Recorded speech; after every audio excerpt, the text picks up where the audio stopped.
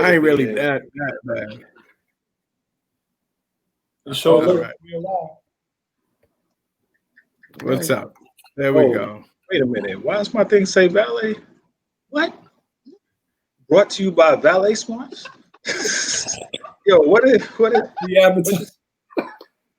I see it on my page. Yeah, you good. Oh, that's because you did some schedule joint, I think. Yeah. We might want to take that off. Do y'all say that too, or just mine?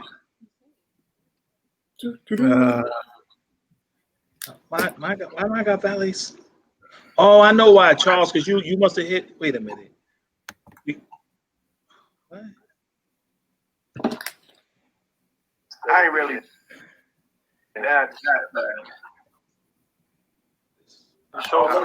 What's up, fellas? What up? Oh, all right. I guess it is on there. All right. Yeah, it's live. You just got to check your stream. It said, mine said, brought to you by Valet Smarts on it, though, man. Oh, look at that. See, you got trouble. Oh, so this is working a little different, right? So people are joining in, but we still can't. Wait a minute.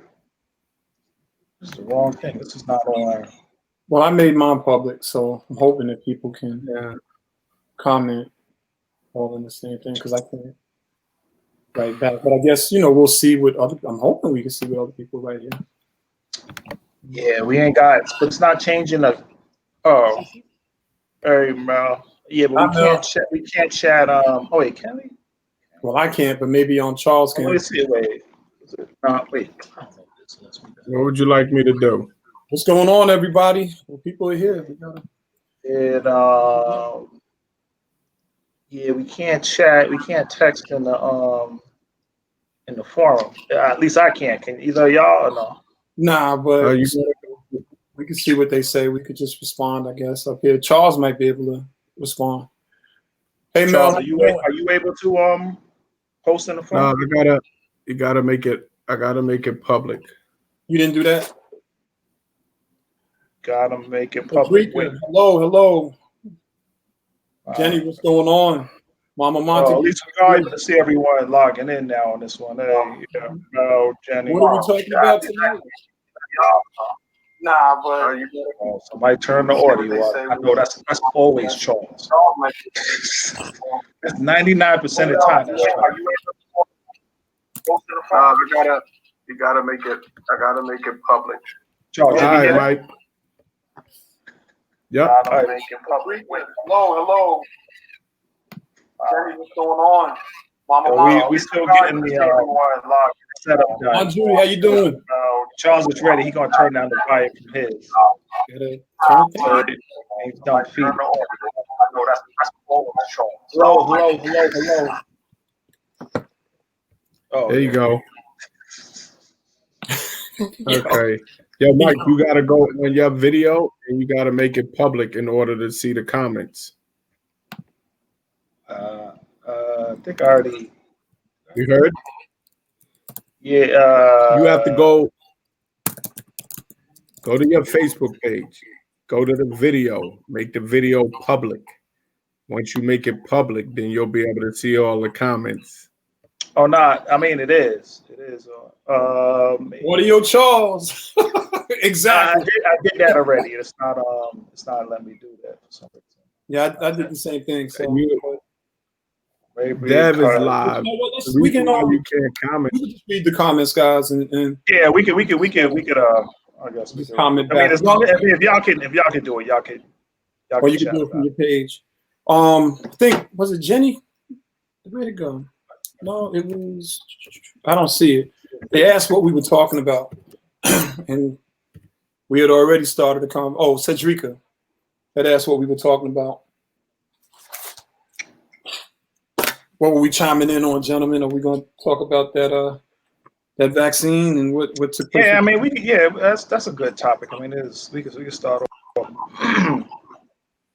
Excuse me, start off on that because that's what we were talking about before we got on. So it makes sense. Definitely makes sense.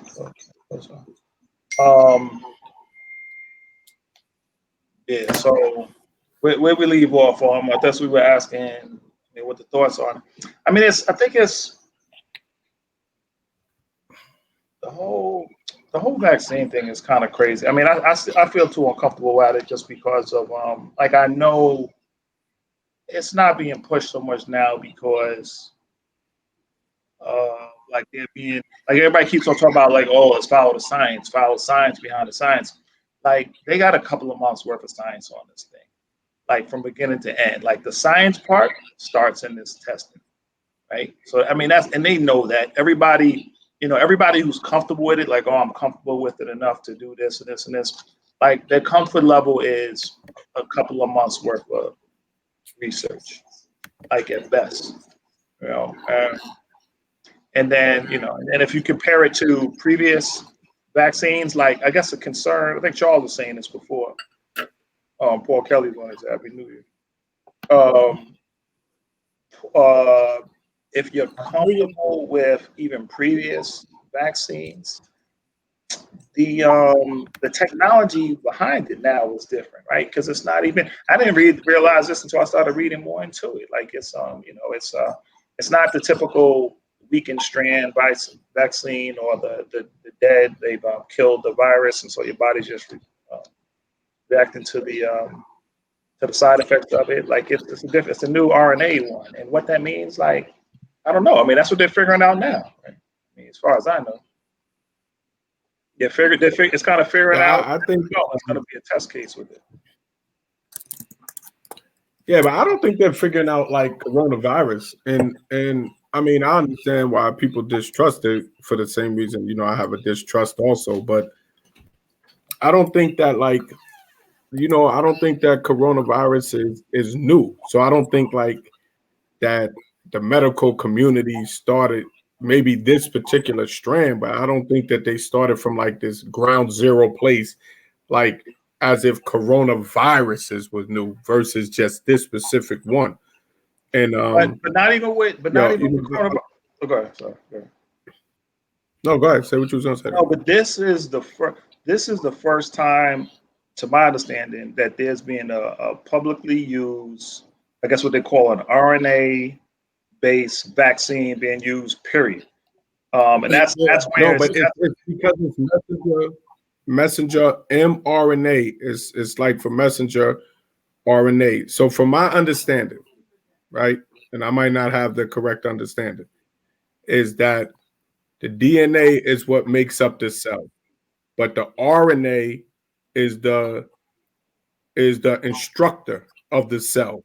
It's like the brain of the cell, though. That then the DNA is more like the physical component. Mel on my side. All right, go ahead. Go ahead. Right. So what they're saying is that before, most vaccines were made with the deadened virus because it allows your body to respond to the foreign substance. So now what they're saying that they've been studying for years now, though, actually, is how to send that instruction into that cell to produce that same type of antibody reaction without actually shooting the virus into you. You understand what I'm saying? Yeah, absolutely. Now, so to me, that could be potentially safer than the actual virus. But the flip side of that, in which I think a lot of people are coming from that do understand it, that if you're able to send information into my cell to make it react a certain way or manipulate itself a certain way, then what are the instructions that you're capable of actually sending into me then? Like you can be telling me you're sending into me information to make my cell respond to coronavirus and develop an immunity and antibody to it. But you could be tricking me and sending in some type of messenger RNA that is actually instructing my cell to behave in a manner that you want it to behave, and that really has nothing to do with coronavirus. And I think that's where a lot of the thing is. It's like, what are you actually shooting into me to manipulate my cells to do what?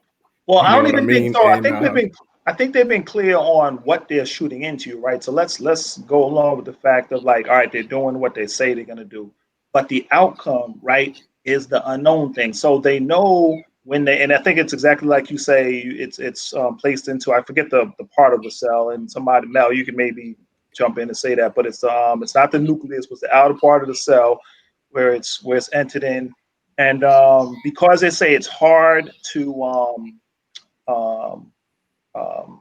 put that in there, then they're using the nanotechnology to introduce it into the cell. And that's a whole other thing, right? In order to provoke an immune response. So when you said, like, for most people, when you take a vaccine or something like that, like, you know, you typically have a reaction within a week or so, and that's why they're testing it. Like, that may generally be the case, right? But I think when they're doing something that's causing a change within the cellular structure, then that's provoking an immune response.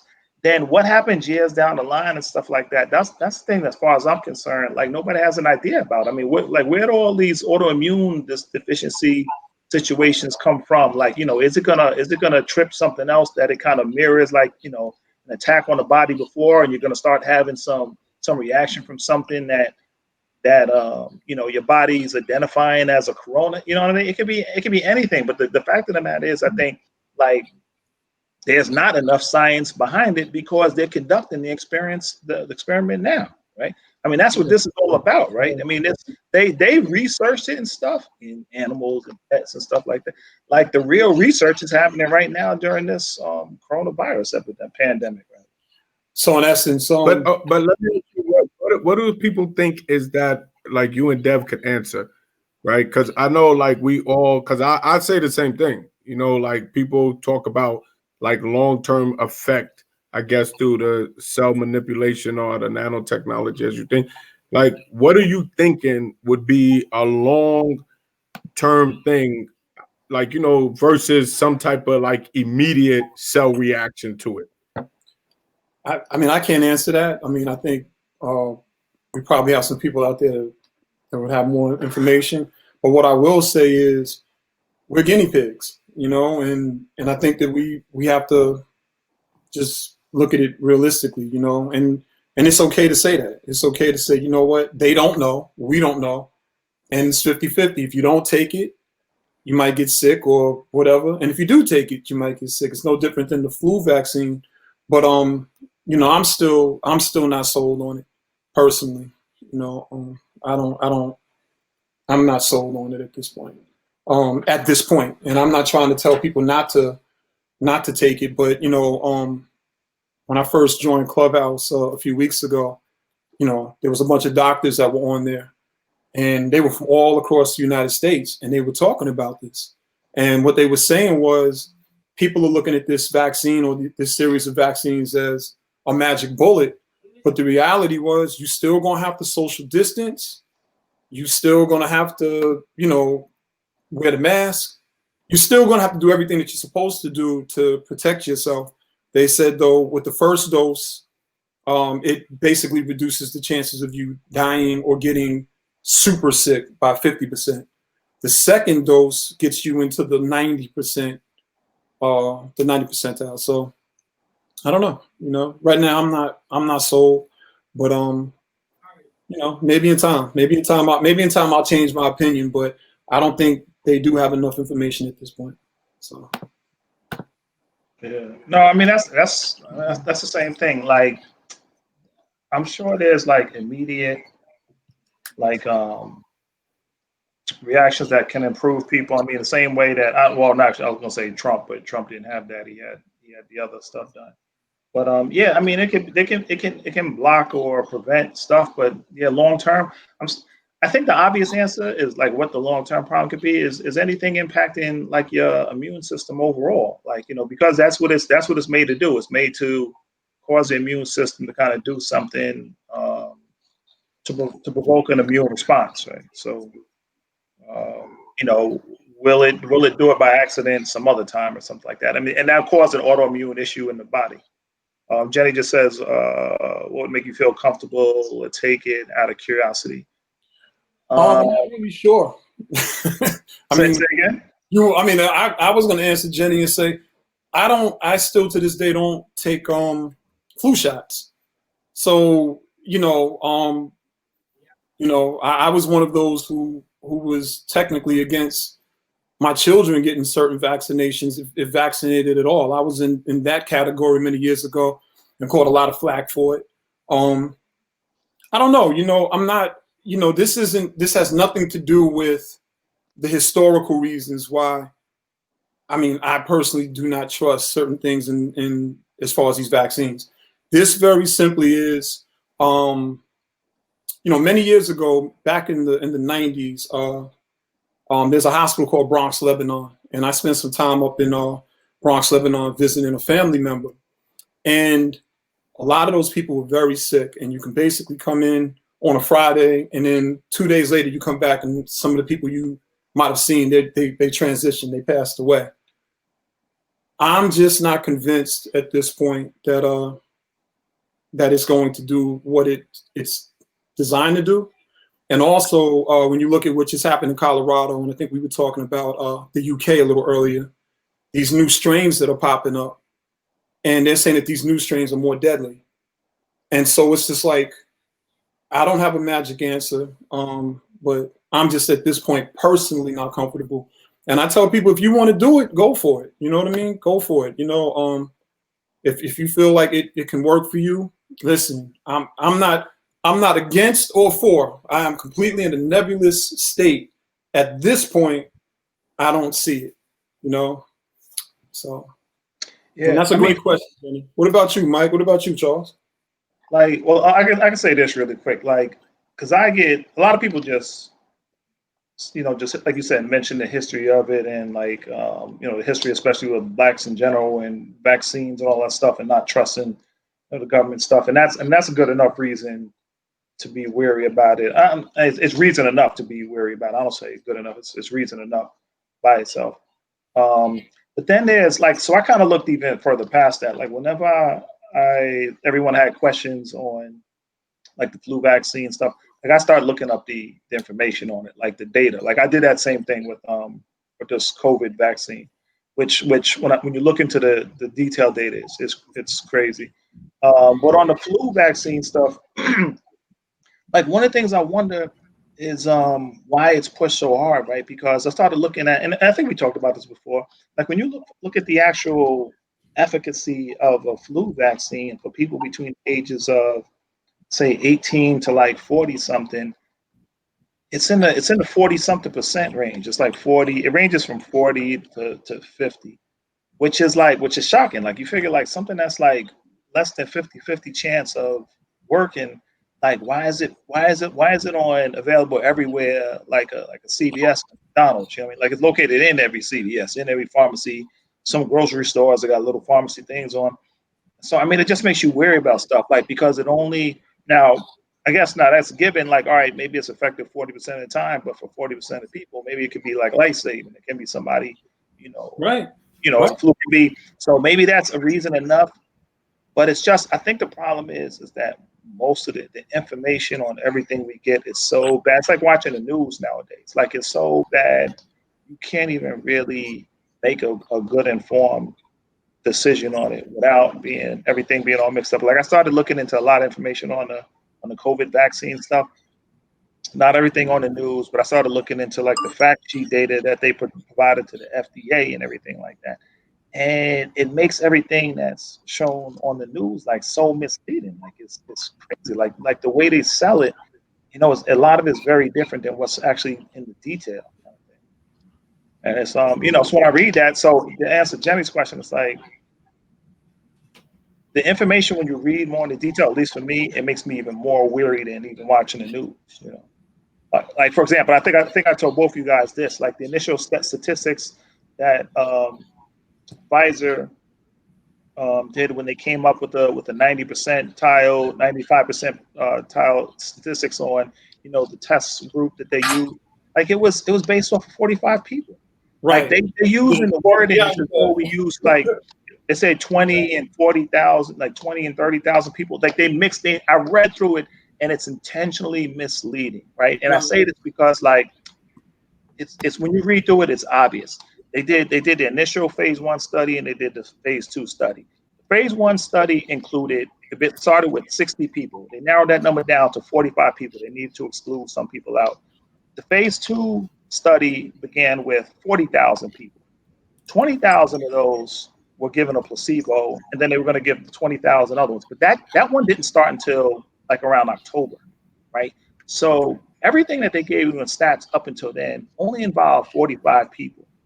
And then they began the phase 2 like later on. So, but they made it misleading. They said all the people, they kept on throwing up the number, 20 and 40,000, this and this. And I kept on asking myself, I said, how are they including this 20 and 40,000 number with all these people in the study? Because if you read the information, like those aren't the numbers they actually use to test people, but they just merged the numbers together. These are the amount of people we had in our study, and these are our results.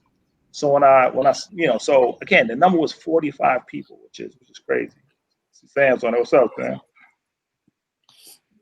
That's some of the initial information I had. Like 45 people. Like they're pushing this stuff out to hundreds of millions of people, and initial testing was 45 people. Moderna had more. Like they had 100 and something on their first phase 1. But now, and the reason why I think it's so shady, because they use those numbers initially, and then they put the numbers out there saying it was 95%, 90 this, and then they had a ton of other people to sign up like right afterwards. Like, of course, So it's just it's very misleading to me. I don't know. It's misleading. So Sam's one saying that he trusts the science. Well, that's good. That's good. I mean, again, this is one of those times in history where we really don't know who's right or wrong at this time. You know what I mean? We don't know 5 years from now what's going to be what. And so a lot of us are operating out of our instinct, our gut, and of course, definitely the information. A lot of us are reading and trying to educate ourselves to the best of our ability. But Mel said something I definitely think that we should take a look at. And she said, "When you want to read it? You want to read it, Mike?" Oh no, go ahead. I was just trying to see what a thing is, but I see y'all put it up. Go ahead. Yeah, the question for me is, if hospitals and private medical groups make this vaccine mandatory, will they take liability in the future if the long-term effects associated, if there's long-term effects associated with the vaccine? No, they're not going to do it. Well, I know Charles got the answer on this one, right? Because he researched this part already. I'm part of our research team, right, on the liability part. Hook it up. Hook us up, Charles. Tell us something, Charles. Give us something. We got our personal research attendant right here. Go ahead. He researched this topic. No one is going to come from up. my understanding is you wouldn't be able to sue them. You wouldn't be able to sue the manufacturers. You wouldn't be able to sue the government because of the emergency approval. But there is like an authorized fund that they have that will pay people. I forgot the exact link to it. Dev, I had posted it on your Facebook page. Yeah, I forgot which post. I don't remember the numbers. I seen when you posted it. Yeah. But I thought you said, Charles, did you say that was What'd you say? Did you say that fund was like a government sponsored fund? Like it was separate from it was like from the pharmaceutical companies or something. Yeah, it was some it was something like an approval thing. It's actually written into like law, something like that, where they wouldn't be liable. You wouldn't be able to sue them because of them approving the emergency vaccine and everything. But there is something that you can appeal to if you are severely injured from the vaccine that could offer some type of compensation for you. But it's outside of like a federal lawsuit in court over it. I forgot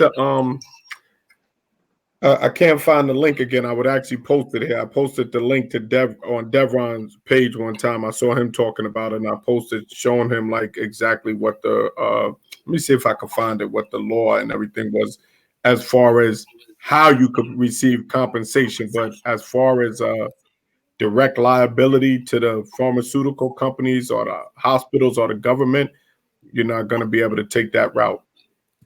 They even saying that they can, like, you may not be able to even fight it as far as if, your job and stuff makes it mandatory. Mm. You know. Yeah, I mean, because that's going to be one of the main things. Like, I think I forget who just mentioned it. Like, I don't think it being mandatory in any sense won't be like, people from it's not going to be like people rounding you up and saying you have to mandatorily take this, but it's going to be a number of different things. Like, if you want to travel to here, you need a vaccine. If you want to work at our company, you need a vaccine. If you want to do, if you want to do this, this is going to be required. So yeah, which is basically like rounding you up, telling you, I mean, we can word it any type of way we want to word it, but when taking it is conditional on, job, conditional on your social activities, your financial thing with a job, everything. I mean, it is like you're being rounded up and like you're gonna basically take it, or you're gonna be very limited to what you're gonna be able to do. And I mean, if that just those two industries alone, I mean, if you're talking about work and travel, you basically almost mandatory vaccination. What else? What are you really talking about left? You know what I'm saying? Yeah. Like your social, to be able to do it socially and do your job. Sam put up a good point. He's saying, do you think there's going to be the same vaccine? I guess the quick answer to that is like it's no, and that's no surprise, right? Because vaccines are being developed from multiple different pharmaceutical companies, right? Plus, something else they never really talk about are the multiple. Like they've been doing it just recently, talking about the thing in the UK, but they haven't really spoken about the multiple strains of the coronavirus vaccine. They say between 8 to 10 different strains of it. Now, I guess they really don't get into it too much because they say the difference in the strains is they don't believe that it's different enough for it to make a difference with the vaccines as far as those are concerned.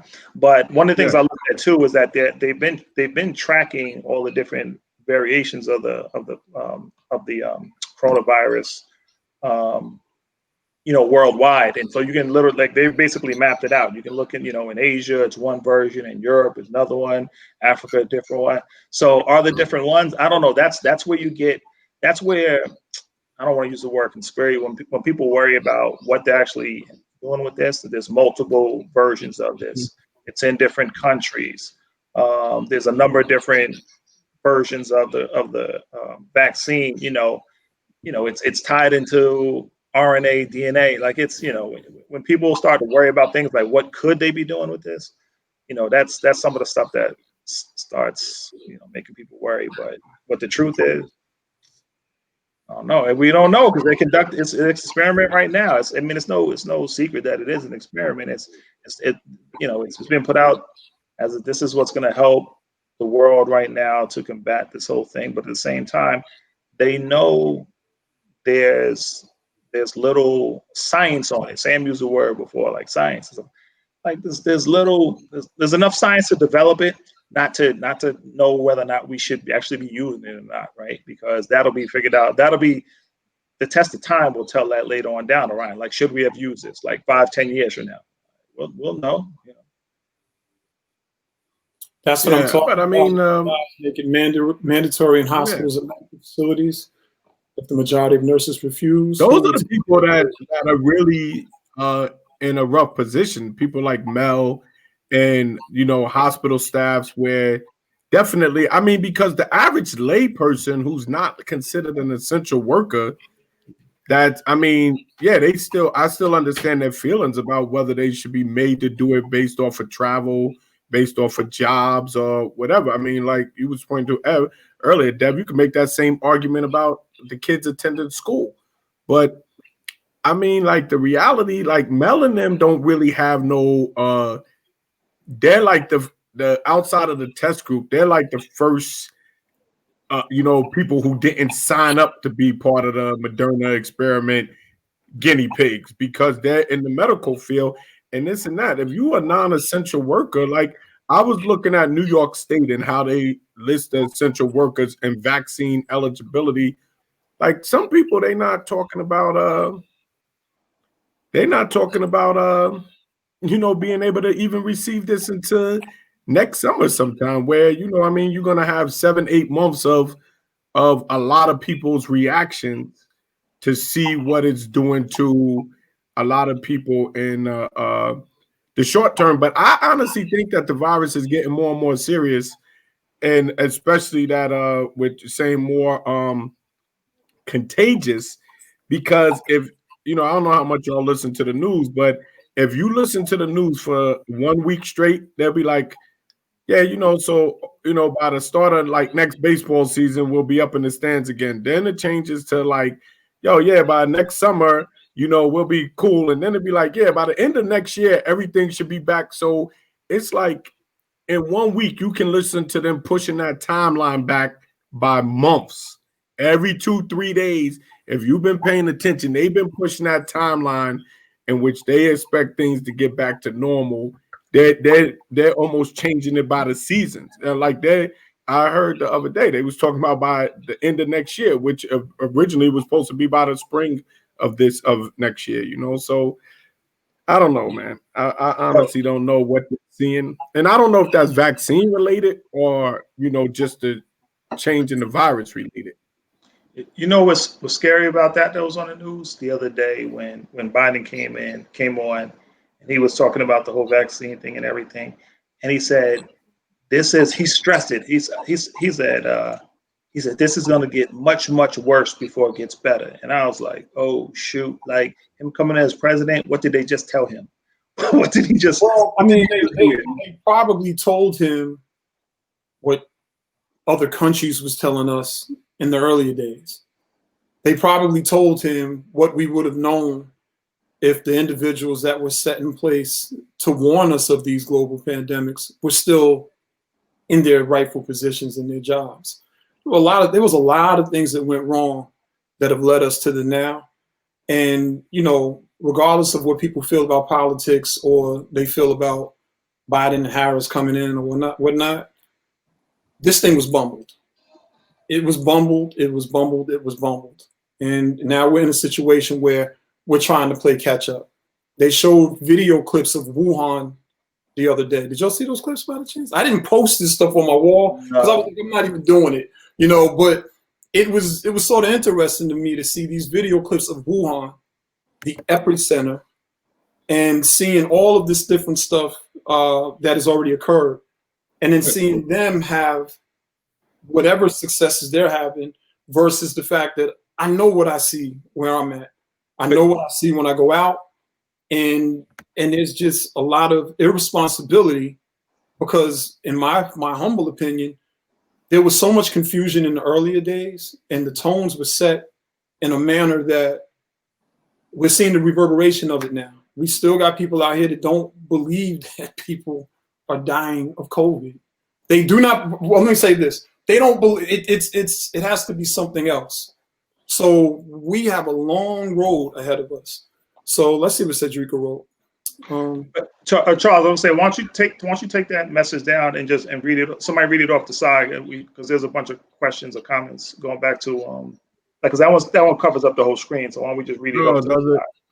Huh? Well, I'll just take 10 seconds and read it really quick. I'm not interested in this vaccine. I have concerns with being given something that they aren't telling me how it's benefiting me. I haven't heard anything that says that this will prevent me from contracting COVID/19 SARS again. Oh, wow. I contracted this in March and it almost killed me. Sorry to hear that, Cedrica. I did not know that. According to science, I can contract this every 3 months. I still have post-COVID symptoms that might last another 6 months or might never go away. Maybe you guys can tell me something different about the benefits. And wow. And it's about the benefits. Maybe, that's it. Maybe you guys can tell me something different about the benefits, and then it ran out. I'm not qualified, Cedrica, and I'm definitely sorry to hear that, but I'm so glad you're here. I'm so glad that you made it through, because I know quite a few people that unfortunately did not make it. Yeah, quite a few people. So thank God that you're here, but I'm not qualified to answer that. Yeah, I mean, there's there's little information on it right now. That's why I said I'm not saying it like jokingly. Like the stats. Like I looked up all the stats on all the stuff that they've compiled prior to releasing this. And if I want talking to him, maybe I'll pull some of that stuff up. But the stats are based off of like a small pool of people, right? And the stats that are based off the larger number of people that are about 15, 16,000, like the information they've taken from them is just over like a couple of months. So there's no real way to like provide, like say what the benefit of this stuff. And anybody who said, like even somebody, I think Sam mentioned before too, like knowing doctors and do certain, some doctors, like for anyone to say clearly about anything having to go on with this, like I think it's misleading, because the truth of the matter is they really don't know. Like the intent is to, it's said to be good, or it is to be good, whatever. But the data is really not there. It's not. It's not. I think anything else is like kind of misleading. That's why, like, and I'm gonna grab the information when I can, but I don't know. The information just isn't there. Or if it is, I take that back. It is there, but it's off of a short period of time, and with a low number of people. What's Jenny had another comment. She says, "Do any of us know how they came out with the Spanish? They came out of the Spanish flu." Oh, you read it, Dev. Go ahead. My screen is bright, so flu like they did within 2 years. How long did it take them to produce the vaccine? I actually don't know. No clue, but that's a great question. And I think that's something that I think we do need to look back at some of past pandemics and see how those things were managed. A lot of us have never been through something like this. And unfortunately, a lot of people don't study history, or they just don't know history. Like, I don't know the answer to that, but I want to know, because I'm just as sick of wearing masks as anybody else. I'm tired of wearing masks and all that other stuff, but I'm just trying to protect myself. And I want to say this, for people who don't like to wear masks, something that my cousin said to me makes a lot of sense. And what my cousin said was, there's a viral load, I think he said. So in essence, when you cough, or if you don't have the mask on, when you cough, the full dose of that cough, if somebody took that full dose in, and Mel might be able to help me with this one, that technically, because you took the full viral load, it's almost like eating a bigger orange or eating more food. You know what I mean? Your chances of getting sick and sicker is higher, versus if you wear the mask, or if people are wearing the mask, it reduces the chance of the viral load having such an impact. So I just wanted to say that to people who don't believe in masks and stuff like that. Yeah, I had taken a quick look on like the Spanish flu was 1917, 18 or whatever, but they didn't come up with there wasn't a flu vaccine until the 30s. So, I mean, and mind you, like millions of people died off of the Spanish flu anyway. So obviously, I don't know if it was considered lack of technology, or if I don't know how long it was in development, but they didn't come up with it until the 30s. So it was like clearly like years later. And how long they took to develop it, I don't know. But it wasn't like a few months. Like, what blew my mind too, like on how the Chinese posted publicly like the genome for it, like in a week or something like that. Like that was another thing that was crazy. Like they posted it on a public site. It was like, okay, like as soon as it came out of China, it was like, we mapped the genome for coronavirus. Like, here it is. Like, well, you know what I saw about that the other day though? What's that? That was crazy. Is and I don't even know where I was watching it, and they were saying that one of the ladies, the Chinese doctor that was working on coronavirus's study when the outbreak first happened, that she was worried that it had came from the lab in Wuhan, right? And the reason why it was so quickly isolated and broken down, like you said, and then published to the world, was to prove that it didn't come from Wuhan, that it was different than what they were working on in Wuhan. That's why someone took a concentrated effort to do that as fast and publicly as possible. And it was a doctor from who had worked at Wuhan lab. I'm not even sure if she was still working in the Wuhan lab, but who worked there and wanted to see it. And what they were saying, like on this thing that I watched the other day, what it was that this virus had like a 92.7 or 97.2 or something correlation to a previous virus that they had seen in bats. And that's why they said that the likelihood that it could have come from a bat was because of its close proximity, but it wasn't isolated as having come from this particular horseshoe bats or whatever. It's that was like its closest relative. So they were assuming that that's more than likely, and that, but even with that it probably went from bat to other species to man, not bat straight to man though, on this, I was watching this thing the other day that was talking about the scientists from Wuhan. Kind of interesting, but it's like, what are you? How are you gonna really know? I don't know. If we can just be honest about the science and the data moving forward, I think it'll help in both ways. I think it'll help the people who don't care for masks and don't believe, and I think it'll help the people who do care for masks and do believe. I think it'll help as far as the vaccine, because here's the crazy part of it. What if they do get it right? But because everybody's so conditioned to being lied to or not having an honest conversation, they don't want to take it anyway. So it's going to take some time for somebody like me, and I'm quite sure for quite a few others, because I know a lot of people that are like, they're not doing it. I know doctors. I mean, being on Clubhouse. But it's distrust of. It's more like I think it's just more distrust of the people in charge, like you said, like government and anything, than just actually a distrust of the medicine, because a lot of us don't really even understand the medicine. You know what I'm saying? I mean, a lot of it is a distrust of the people administering the medicine. It's not, it's not so much what's in the needle, it's who's shooting the needle. You know what I'm saying? Right. I think that's where a lot of the distrust comes, and that distrust is historic. You know what I'm saying? And right.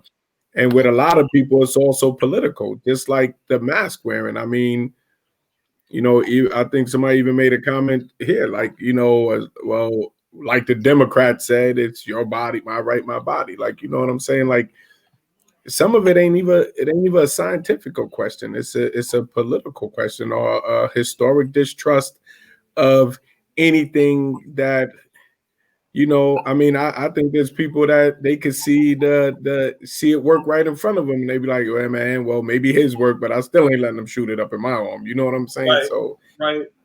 It's just a built-in historic distrust. You know what I mean? And I think that's weighing more heavier than anybody's actual true understanding of vaccine preparation and scientific virology. You know what I mean? Right. For the layman person. What's up with Trump not taking it though? Like they're like he's like, yeah, vaccine. I got the vaccine out, and by January, like they're like, take it. They're like, hell no. He's like, no, not yet. Yeah, I mean, but here's the thing: like, everybody's on a different accord. But what is the reason? But everybody might be on a different accord with whether they should or shouldn't take the vaccine.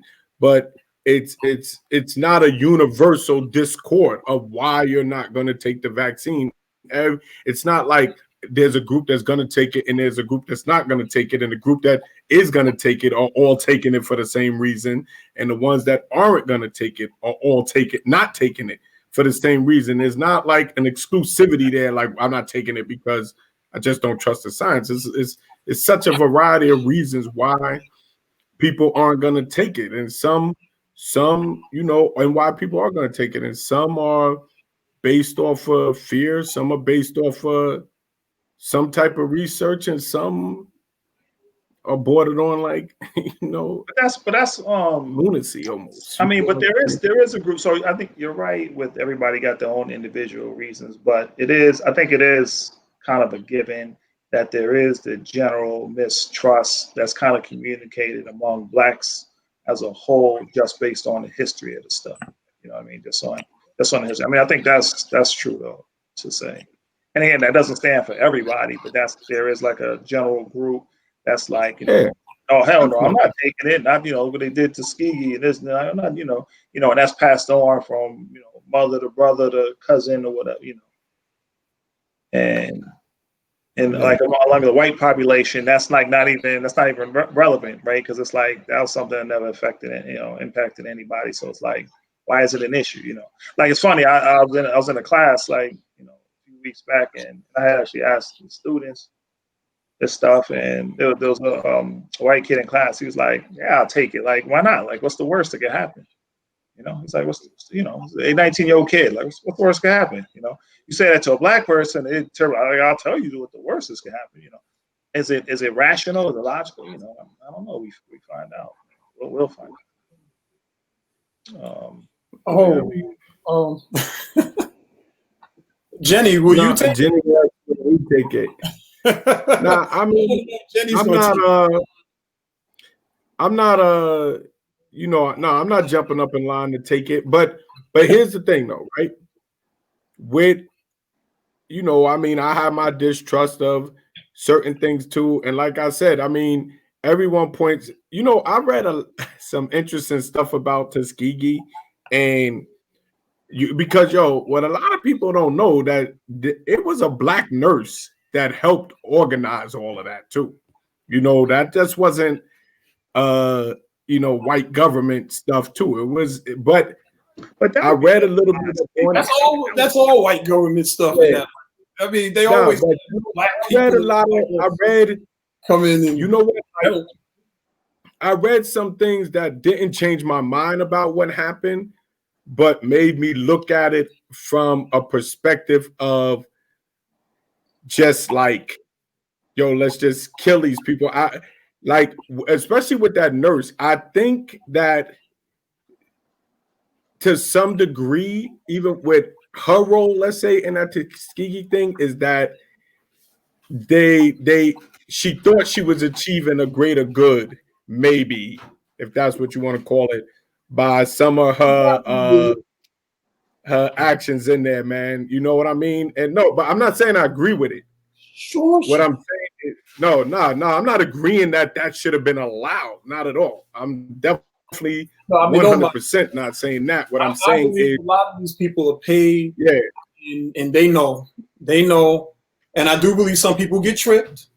You can see it where people get tricked, but when this thing goes on for 20 or 30 years and you quiet, I mean, I don't know exactly when she or if she ever was a whistleblower.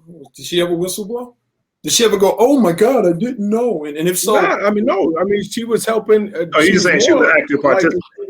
Absolutely, she was an active participant. Yeah, absolutely. Y'all already know, like, and Charles, you make a great point. But if you look at, like, they was having this heavy conversation, and I'm going to stick to this topic, but I just want to just say about Fred Hampton, and they were saying like he's 21 years old. He's set up, he's helping, feed the community. He's doing all these different things. And the informant that came in that was right there next to him gave the whole layout of the house.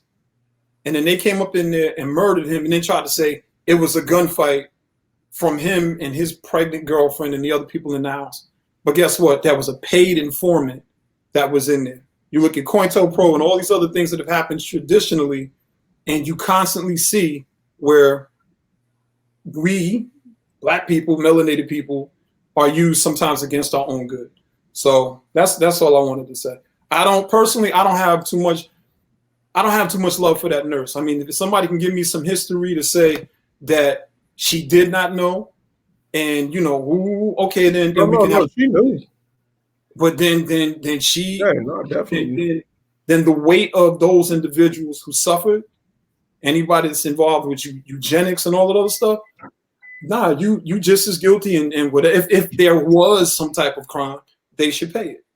You know, I mean, you know, that's my belief. You know, I think we have to get away from constantly just saying it's okay. You know, you apologize, it's okay. No. I think moving forward from a cultural perspective, in order for us to balance things out, if people do crimes like that, they need to pay the tolls for whatever those crimes are. That's what I think. Because otherwise these things keep going on and then our memories just fade away. And then the next thing you know, it happens again. So when I saw all of the nurses and I was posting it on my wall, all of the black nurses sitting up there and they were taking their shots. And then in North Carolina, I'm like, listen, I'm not mad about it. But I remember when the epicenter jumped off because we were all live. Didn't look like them nurses. So I'm saying, like, let's just keep it fair. And if we're going to give the vaccinations out, give the vaccinations across the board. You know, let's just have the complete rainbow of people. And let's stop with this thing of always parading black people to be the first. And the next thing you know, oh, it just didn't work out. You have Bell palsy. I'm sorry to hear that, you know. So here's the thing. I see Jenny said she's actually I answered the question. No, I'm not comfortable with taking that now. I'm not comfortable with taking the vaccine now. And for the reasons I said before, but let me and again, because I don't think like this. If anyone says like the science is behind it, that shows it's there. Like, first of all, I think the 95, like when they said it's 95% effective, like that number's gonna go away quickly. Like it's not. I don't think it's realistic. Why? Because they use it off of too small of a sample size, right? They use that initial number off of like 45 people, right? So as they're testing like thousands and hundreds of thousands and going to millions, like that number is going to change, right? So I don't believe that for one. In the same sense that like the flu vaccine isn't, somebody's volume is too high. I don't know if that's Z again. You know it's on. Look, ready. Oh, I'm blaming on you. Listen, if it's something with volume and stuff, even if it ain't his fault, it's his fault. It ain't mine. So it was definitely yours. It was definitely yours. I need to go get some headphones and then. So here's my thought though. So the flu vaccine on average is about, I think, no, correct me on this, I think it's about 45% effective, right? Now, as you go to younger adults, like say 18 to 30, that's where it's in a 30 or something range. As you go to people above like 50s and 60s, is actually much more effective, right? It's in a 60% range, high 60s. I don't think it gets higher than high 60s, right? So that's with the flu. The coronavirus, they said 95%, but they use that number for small sample size. Like they played with the numbers on that. And I looked into the information on it. It's they did two things. They use a small sample size and they judged it over a short period of time from what I read. Two things I want to touch on. The other thing is with how you mentioned the Tuskegee experiment. And you were like, if the lady had bad intentions and stuff like that. I mean, it's all part of the experiment. Like they're doing it to see what happens, right? Even with the coronavirus stuff, right? They had an initial pool of 40,000 people for the Pfizer study, phase 2. Little less than 20,000, they gave the vaccine. 20,000, they gave a placebo, right? I didn't read anything in it that said how many people out of 20,000 may have died from not taking anything. But I'm quite sure somebody's condition got worse. But they knew that they were taking this test. Say again? They knew that they were getting these vaccines or doing whatever for the coronavirus. Right. So and I'm not taking nothing away from what you're saying, but for me, it's uncomfortable if we don't look at these medical malpractices and these things that they have done and put it into context.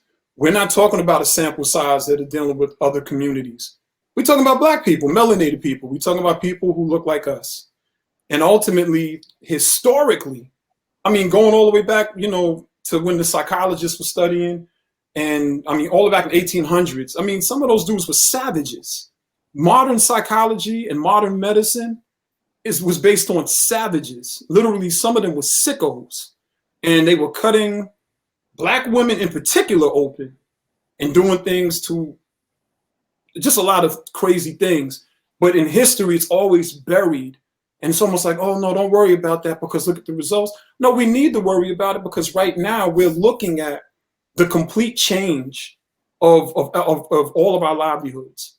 So we're also looking at, the polar ice caps melting. We do not know what's in those ice caps. That's a fact. We don't know what's in there. We don't know what can kill us. And then when you look at the fact that it's already been proven that this medical system worldwide, not just in the United States, can be tested in the manner that it's been tested, I think that we need to look at everything and keep everything in perspective. I personally, I'm just, whoever that nurse was, I mean, she's the true definition of a sellout to me. She is the official definition of a sellout, especially if you would do something with no conscience or regard as it pertains to people that look like you. I mean, everybody knows melanated Black people, we are some loving, forgiving people, and that's a fact. But then you look at the reality, you got this woman who was going around and infecting these men, knowing that they were going to infect their wives, their girlfriends, whoever else, for generations. That thing went on for what, 40 years or 30, 40? I forgot. And there's no mention of what her resolve was at the end. No, she's got to go. No, not got to go like, I don't want to sound like that, but no, she needs to go to jail or whatever else, and she's guilty. And I want to just, this what Tamara wrote is something that I think is interesting. She wrote that the track record of Dr. Fauci is alarming. India is suing him for permanent health issues that was caused by vaccines via young children. Any thoughts on that, gentlemen? I don't really know his track record enough to, to actually have no type of informed decision on that. I'm not even familiar with really what she's talking about. If that turns out to be true, now mind you, he might have all the best intentions in the world. I'm not for or against Dr. I have much to say, but people are waking up, and a lot of people in the medical professions they're not feeling this stuff. They're not feeling this stuff. So I don't know. Yeah, I mean, any one of those, the vaccines and the pharmaceutical companies, I mean, they're kind of insulated by default in being able to combat stuff like this. An important thing I think I read in relation to this, and I actually didn't read it deep enough to have a full understanding of it, but one of my other concerns too, and this is to the point being raised, like, would we take it? So in the U.S., Pfizer and Moderna are the two companies that the two main companies that were coming up with the vaccine, right? So Pfizer's been around for a while. Moderna, surprisingly, is a company that's about less than 10 years old, right? So for one, that makes me nervous, right? So it's 10 years old, right? They were somebody, Z, could that be your volume again, maybe, possibly? So I hear a lot of feedback. Not you? So Moderna, they were working on a lot of the RNA vaccine stuff about several, 7 or 8 years ago, and they were running into trouble with it. And there was actually some correspondence that I read that said, they really can't get the momentum behind it to actually get a good test going without having the situation like a vaccine kind of study to do it. Like, they couldn't just do it in different markets or different areas. Like, for instance, using this RNA technology and the nanotechnology to combat any disease, like different things like cancer and other things, right? So for whatever reason, it's like a general understanding that it's easier to have the testing go through in a vaccine situation, I guess, because you can push it out there without having all the history of the research, like exactly what's happening right now, like the emergency uses of it. So this actually works really good in their favor to get it out. But would it, if they had something more, technology related to this, and that affected things that it was really an everyday problem in people's lives, like cancer in the family and stuff like that. And, you know, we're using this technology to make the body react this way in the cell, like you'd probably be more open to it, like if some life-threatening thing. I mean, and that's the same situation with anybody with COVID, right? I mean, if it's life-threatening, like you don't want to do anything to, like, you know, keep your health, you know. So I don't know. I mean, it's as much as you can distance yourself from it. I mean, I don't know. There's a lot of mixed information on it, and if it's not directly next to you and your family or something, you'd be like, oh, you know, put it off to the side. But I can understand, like, if people have been personally affected by it and everything like that, that makes that much more sense.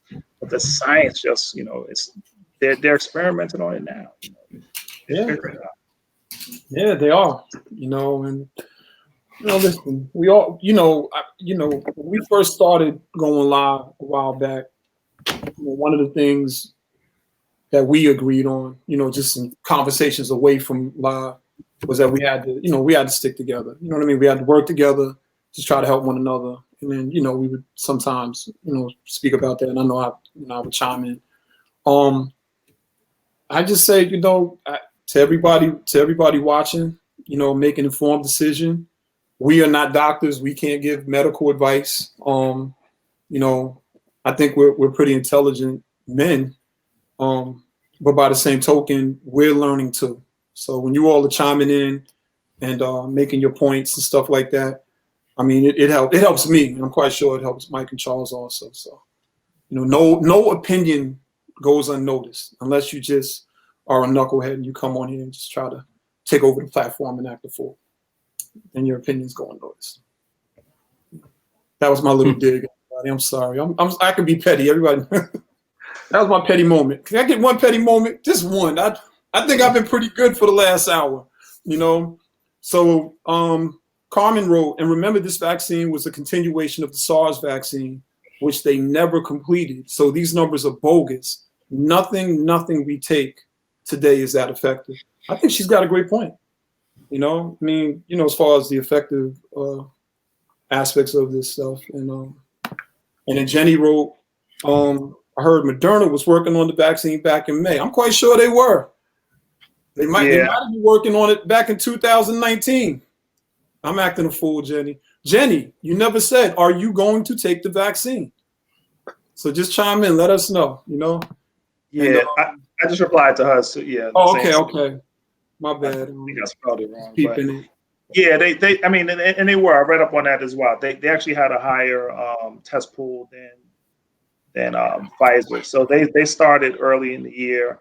Again, they weren't using a ton of people. They had, I want to say it was like 100, 140 people in their phase 1 trial, which wasn't a lot. And the statistics, you know, what bothered me was they used that for the initial total numbers, that the initial taste tester trial that they were doing. And when they show the effects, kind of like how Charles shows, like what are the effects from taking the vaccine, they specifically say in the information that they provided to the FDA, they give the results of the effects, but they show they take a study of the effects 1 week after taking the vaccine. So, you know, and so what are the effects? Some people have, you know, experienced nausea, headache, you know, rash, this and this, you know. So they're all, I mean, for the most part, most of them are mild symptoms, but there's nothing long-term to go by, you know what I mean? So what do they say? There's no ill effects on it. Yeah, I mean, you've checked it a week after, and I guess if nothing, you know, nothing causes somebody to drop dead right away, you know, that's good. But I mean, but it's a week after. The data is 1 week after taking the vaccine. But that's what I'm saying. Like, that's what I mean.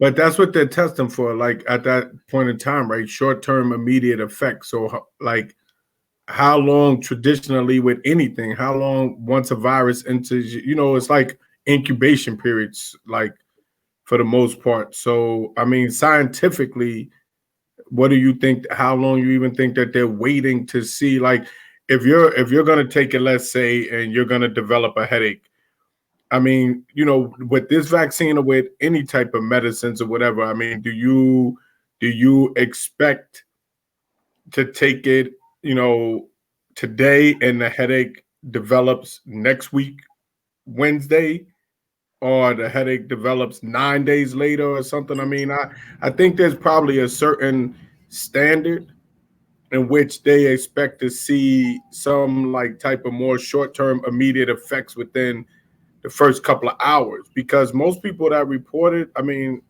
I'm not going to say most people, but people that have reported side effects basically report them happening, you know, almost, you know, within the first couple of hours, and that they only are lasting maybe a couple of hours or a day or two or whatever. Not so much like, you know, I don't think it's so much like, you know, reporting the headaches are coming on too far down the road after the virus. I mean, Well, after the injection, you know. But I think any concern that's of real concern is going to be a long-term effect, right? It's like, so for example, like you figure something as you normally would think as benign and you know, not nothing to worry about is like paint, right? So it wasn't until years later when people said, all right, we realized lead in paint isn't a good thing, right? Because little kids started eating paint chips and stuff like that, and it developed into some problem with them, you know, 10, 20 years down the line or something like that. Yeah. The thing with vaccines, it's all right. So it's probably in all likelihood, like, yes, the immediate effects are mild, but it's the, I guess the concern, or even my concern, is, I won't put this a broad thing, like you're having the body change its immune reaction to something, to a foreign entity or substance or something like that. So you're training the body to do something, right? So what does that do long term? You know, what does it do to other But how things? long are you waiting to see that? But what I'm saying is, I I understand mean, what you're saying. But eating paint chips, let's say, and it taking 20 years. But I mean, you know, okay, I understand that. But even though AIDS is not a respiratory thing, but AIDS was not as contagious unless you were exhibiting a certain behavior. AIDS is more deadly, but it's actually less contagious. Ebola was very deadly, but it's actually less contagious because, you know, like, you have to really wonder why you and someone's blood is mixing if you're not acting recklessly. This COVID and respiratory diseases don't require you to really be acting too recklessly. So it's like if they came out with a vaccine for AIDS, let's just say, right? They had a vaccine and we were in the same type of situation. Like, what is your realistic number? Like, and I mean, because everyone is concerned with long-term effects, but what is your realistic number? Or like, you're dying of a disease that may kill you before you have that 20-year long-term wait period. yeah. You see what I'm saying? So I mean, no, I got you. I mean, so it's exactly that, right? Like it's like you don't want the thing that you're taking that's supposed to help you to be more harmful than the disease, right? So if you take it and say you're 50 years old and you know you pass away at 80 something from heart failure, then you won. Okay, you know, it worked for you, right? But if you take it at 50 and it starts to cause problems with you in 5 years, then you be like, damn, what did I do? You know. So, I mean, so I don't know. No, I understand that, but I mean, but that's what I'm so saying. What's the realistic? Weigh it up against what you're realistically against. But that's the problem. Like, that's why I said, like, we don't really have the information to know what makes sense. Right? You have no idea. Like, you realistically don't know if the worst thing that can happen from this is you get a cold, like, in a week, or whether or not it's gonna affect your immune system where you start to have an autoimmune deficiency, like, problem in like 5 or 10 years. Like, you know, can anybody guarantee you that's not gonna happen? No. Like, you know, is it even plausible to happen? Like, I don't know. If it wasn't possible at all, then the pharmaceutical companies would have no reason to, like, indemnify themselves against any lawsuits and stuff like that. Hey guys. Yeah. We have a long point that was up here. I want to read it because go ahead. Let me go. Definitely something that I think we should address. I don't know if it's Sheehan or Sheen. Do you guys know? Yeah. She makes evening, gentlemen. Sure.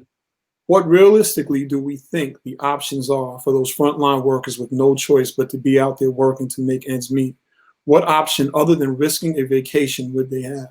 It should be clear to all COI at this point that little to no income will be replaced by our government.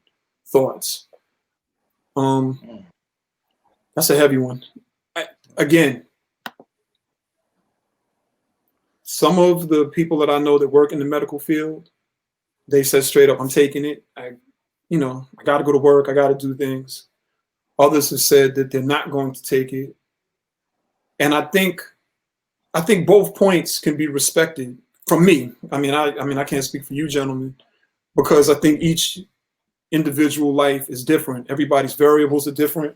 I was talking to somebody that was faced with this question, and they just told me flat out, they was like, listen, I don't want to take it, but depending on how much pressure they put on me, I might have to take it, or I might consider, like, they had this whole thing mapped out, like they're talking to their lawyer about ways to sort of get out of this thing, because they don't want to take it. So, nobody, like, I'm not one, if I can't feed you, I can't technically tell you, what to do as far as, like, your day to day. And everybody right now is going through some things. I was sort of hoping that we could talk about the stimulus that just went out for $600 versus $2,000 and all that other stuff, but might be too long of a conversation for this one. But I have no answers except you really got to do what you think is best for you.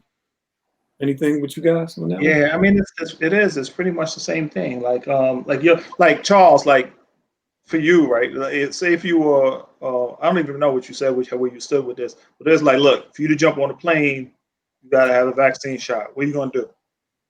You're gonna be like, you're gonna roll up the sleeve, take it right now. Well, you know what? Like, I mean, I honestly believe that, dieting aside, and like, I do believe in people taking care of their body. I definitely believe that. I think that that's something that our society needs to do a better job of, protect our own bodies and protecting the environment. But I mean, the reality is that I think humans are living longer because of medicine. You know what I mean? And like, you can't, I mean, if you're talking about side effects, obviously, I mean, I don't know if there's any pill you can swallow that doesn't list about 7 or better potential side effects that you can develop. You know what I mean? I'm not a big medicine person. You know what I mean? Like, honestly, knock on wood, I can't even remember the last time I've been sick. Like, I can't remember the last time I've been in the bed sick. Like, I can't, I don't know, so I'm just not a medicine person. You know what I mean? Like, so that is just a continuation of this with, even though I believe it, that's what's crazy. I believe that it's helping people live longer.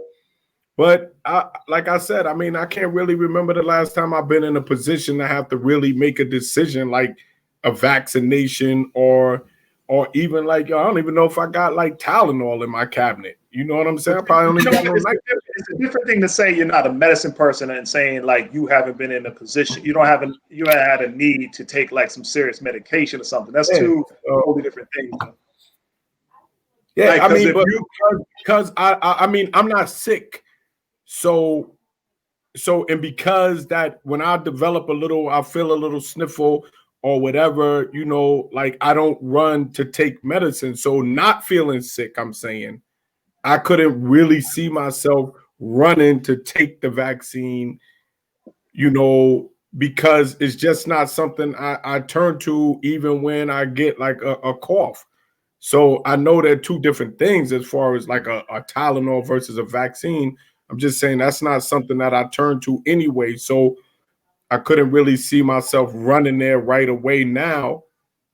And I'm not even sick, or I'm not even feeling sick, and using that and just saying, okay, yo, give me the vaccine. You know what I mean? But if down the line somewhere, whatever, you know what I mean, I would consider it definitely. I'm just not.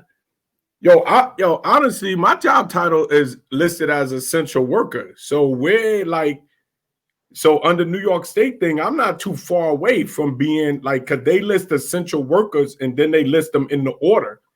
So, you know what I'm saying? My job is designated as an essential worker for New York City and New York State. You know what I mean? So, like, my availability to take the vaccine would be coming up a lot sooner than just say a person that job isn't labeled that. But I mean, they're not talking about making it mandatory for us or whatever. So, I mean, I can't see myself going to ask for it, but next summer sometime, next year sometime, 2022 sometime, if it became an issue and it's been being shot in people's arms for the last year, 2 years or whatever, then I might and it became a requirement, then who knows?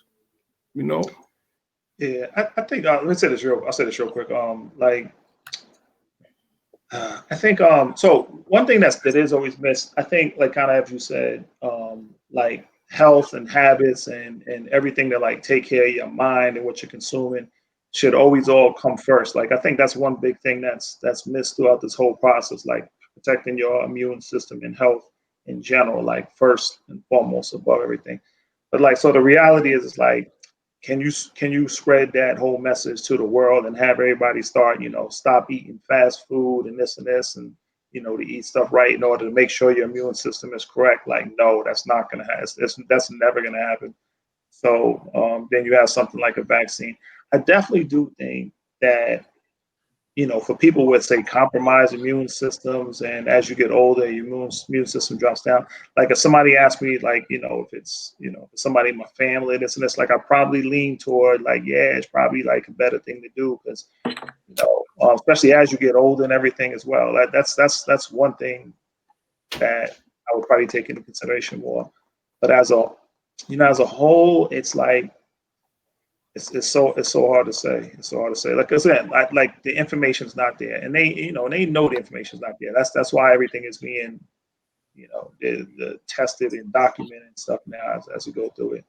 So many different companies doing it, putting out the different vaccines, the different strains, and so they're figuring out how this is going to work. They're going to take this, and use this for a number of different things, like especially Pfizer and Moderna. Because it's technology it's the RNA thing being used for hundreds of millions of people, like hundreds of millions of people. Like, what better test pool can you have than that? So we're gonna find out, and just like the gentleman that just posted, or I gotta get the name right, but they were saying that we won't know for 5 or 10 years. And it might be Sheen, might be a woman. So forgive me if I made a mistake in that light.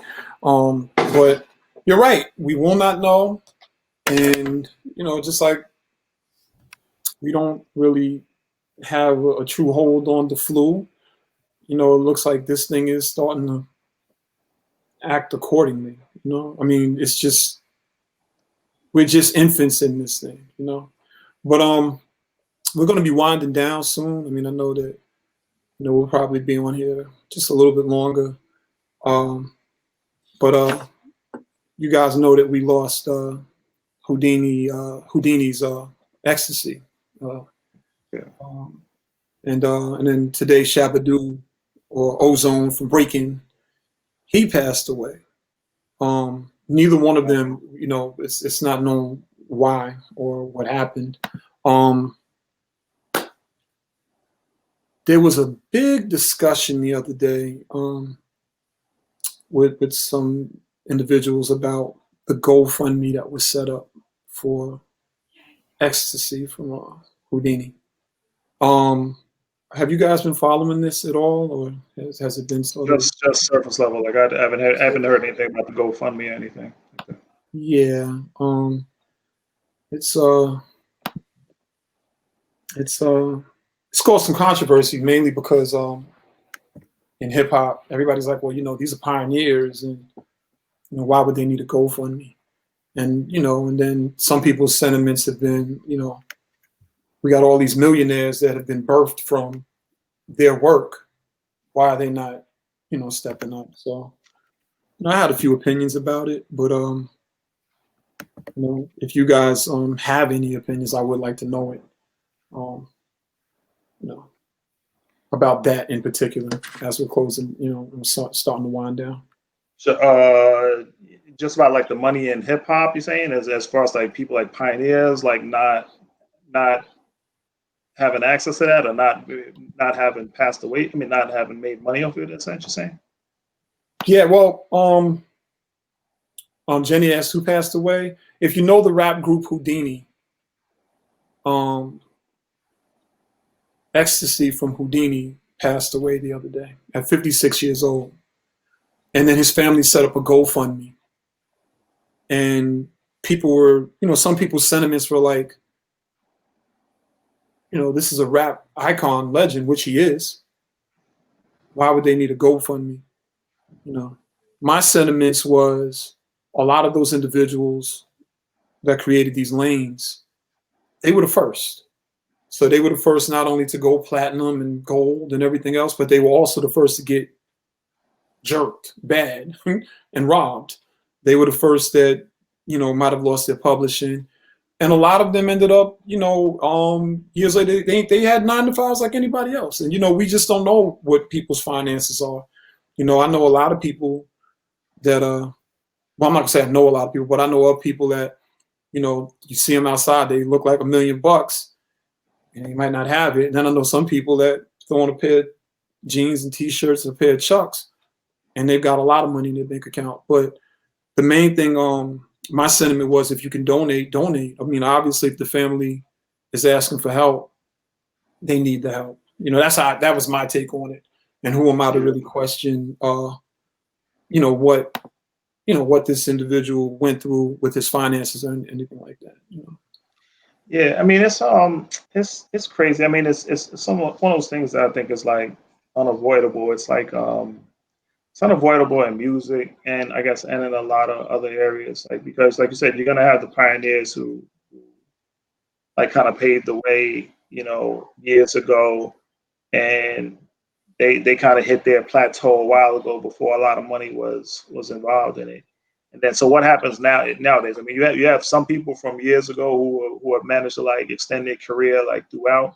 Then you have like the masses who weren't, right? So, you know, and they're not gonna have the same appeal in their 50s now to kids that's in their teens and 20s, like regardless of what they do, unless they move into a different position where they're like producing or writing or I don't know, doing studio. Like it's not going to be there. So I mean, what do? You blame the current people for, you know, making the money and not the money back? Like you'd like to see that, but is it going to happen? I mean,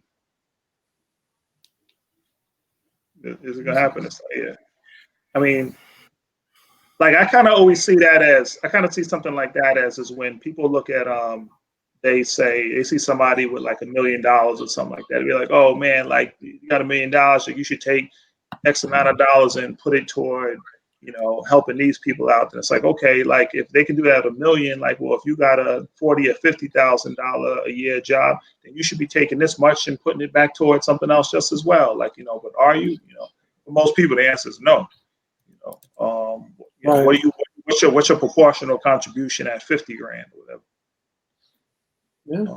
So yeah, I mean that's what I don't know. It's like it's not even. It's messed up. I used to love that group like years ago too. Yes. Like that was my group. That was my group. Yeah, man. Great music. You know? Yeah. So sonically, they changed the landscape of the sound at that time. You know. But Jermaine Dupri, you know, you see him with the Jerry curl dancing and stuff.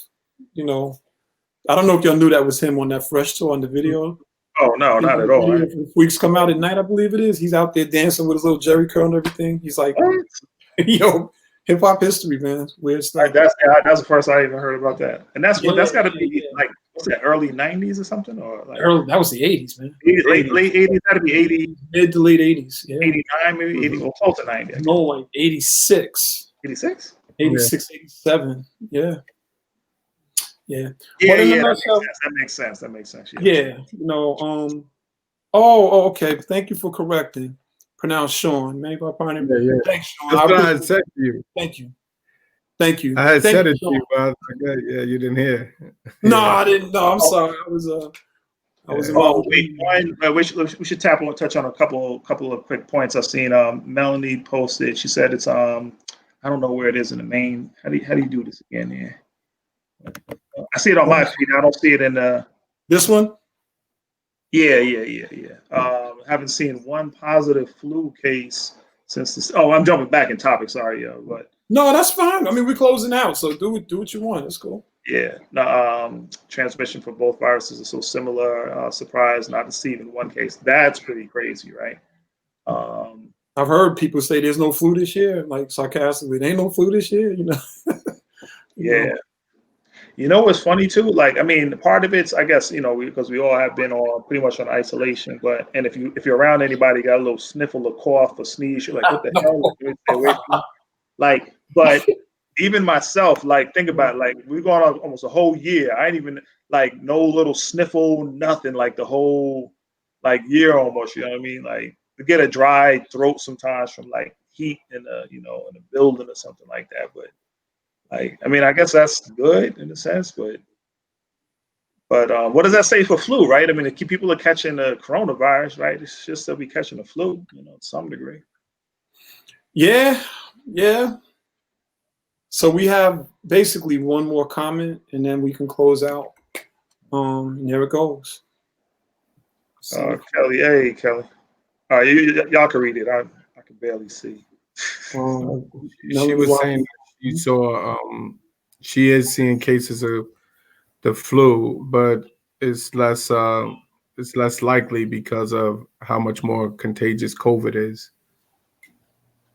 Oh, okay. Oh wait, Kelly, I forget. Kelly works in the hospital. I forget. Kelly, say, jot down what you do in the hospital. I believe I forgot about that.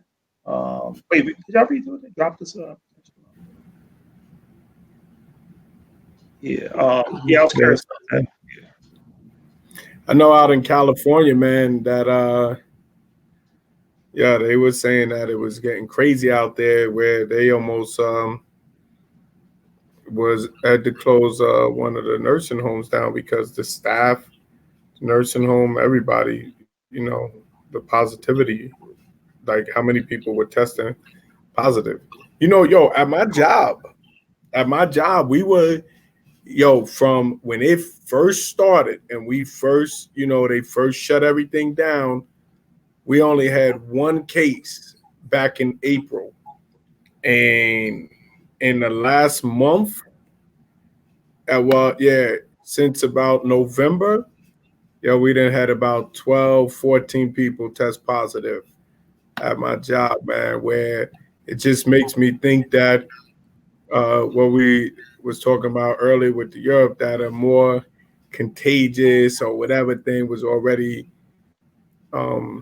circulating, man. Because we basically ducked it at my job, man. Ducked it for the whole time. But now it's like, it's 2, 3, 4 dudes a week, man. I'm just trying. I feel like I'm in a boxing ring trying to duck them dudes at the job now. Okay, like I'm almost hiding from them at the job. Okay. One more question: How close are you with one another there, and are you guys walking around with masks all the time?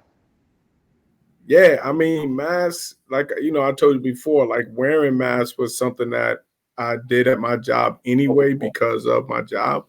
Yeah, but I mean, now it's mandatory to have it on when you're there all day long. And I mean, it's getting serious enough that they're even, basically resorting to like disciplinary action now for you not having your mask on, but I mean, lately at the job, it's been getting crazy right now. Man, seriously. Yep. Yeah, I'm just like I said, man, I'm just at this stage, I'm just trying to duck it. You know what I mean? I'm just trying to, yo, honestly, yo, you know what was crazy is now here's the funny thing, because you said about traveling, Mike. Yo, so I went to Mexico for a week, and I felt like they were taking in the hotels and the different things down there. I felt they were taking more precautions than the American businesses were, right? But during that week, while I was gone, and because we have locker rooms where I'm at also, yo, out of almost that entire row that I'm in the locker room caught COVID. And I was like, oh man, this was the best vacation I ever took in my life. I wasn't here for the whole week. While they all caught, yo, literally like everyone in the lockers around me, every last one of them tested positive for COVID. And yo, when I came back and found out, I was so glad that I wasn't there. And for the record, so I ain't infecting before I leave, that I've taken COVID tests multiple times. Like they've always come back negative. But yeah, so I really feel like I'm ducking it. You know what I'm saying? Yeah, no, like dodging it. That's pretty crazy if everybody who you've been around has been catching it, and it's you have been ducking it, I guess. Deb, did you want to read the last comment, or you were just posting that, or that's The last two comments, I had posted them, but I mean I can read them real quick and then we can close out. Kelly wrote that she's more afraid of COVID than she is of any potential vaccine side effect. She said she got her vaccine whoops, somebody switched it. She got her vaccine last week. And I can't wait to get my second dose. I've seen people lose legs, lung capacity, have strokes, heart attacks. You don't get that from the vaccine. That's heavy. And then Mel wrote, I think a lot of people are just getting the whole idea of isolation. I have to call people with positive results, and they're not even home. They're out and about and still spreading this virus. Yeah, that's too hard. Right. But I agree with that. I think that's the biggest rate of transmission is the people that's thinking that the people they cool with are doing the right thing. So they're little 10. And it's funny because I got a couple of friends on Instagram, and I'll be telling my cousin, I said, I ain't never going around them because I see them in too many different pictures with people on Instagram and stuff. And I'm like, there's no way they protecting themselves, man, because I could see how many different groups they are in, because you're trusting, because these people, like it's almost like you're trusting it that you're only going to catch it from like a stranger coughing on you on the train, so to speak, versus like people that that you think are like really taking care of themselves. And then I don't even know how, like Mel says, she called and they not even home. I don't even, in all honesty. So the last 3 times I've flown, I've flown out to Detroit twice and out to Mexico since they started making you fill out that mandatory form when you come back through the airports, right? And the very first time when they started making it mandatory, when I came back from Detroit, the very first time I filled out the form, they called me. And because as an essential worker, I'm not forced to quarantine. I wasn't forced to quarantine, no, but they were calling me. And every day for like they called me once and then they started texting me every day for the 14 days. Every other time that I came back, they didn't even, I filled the form out. I got to show it to the National Guard and everything. And you know what? Like contact traces and everything. Not one person called me.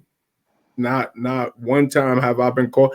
When I came back from Mexico, I filled out the form, everything. It told, they changed it that as an essential worker, I wasn't forced to quarantine, but I was supposed to get a COVID test within the first like 3 days of me coming back, nobody even called to see if I got it.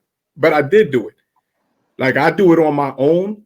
When I come back from places, I go take a COVID test. Every time I come back now, I always go take a COVID test. But like nobody checked me. Yeah. All right, guys. I think we'll start to wind down. Jenny just put a good positive note toward you. Thanks, Jenny. I hope I keep testing negative also. Yeah, no, it's good for everybody, guys. We took several months off. It's good for us to get back and just kind of just go through the stuff. Oh, as we're signing off, if there's another topic you think we should touch on one of the upcoming talks, just put it in the chat, and it could be something we could think about and do. Just a couple of things everybody knows. So we're gonna try to shoot out a notification like when we're doing these. We're gonna keep the chats shorter, down to an hour and a half, like we did today. This is probably just supposed to be an hour. Probably we're at that hour and a half mark, so we're trying to wind it down. And Dev was doing a good job of managing the whole chat and everything, and give him kudos over give Charles. Charles did his thing tonight, getting us started, and was the tech. Oh yeah, the technology. I was the technology guy tonight. But Mike was the other technology special the other night. Mike started us up. Oh, okay. We missed a few minutes, but we got it going. Here you go. Tell Jenny this is our next topic. What's up? Donna said, "Happy New Year to everyone. Happy New Year to you." Oh, was the election rigged? Was the first one rigged? Yeah, they rigged that election. Hey, nah, don't comment on it. Don't comment on it. Nah, they stole it from Trump, man. Yo, man. Yeah, that's right. They stole it from him. Yeah. Oh yeah. All right. So that's another hot topic. That's another. I'm gonna leave that. I'll be a fly on the wall for that one.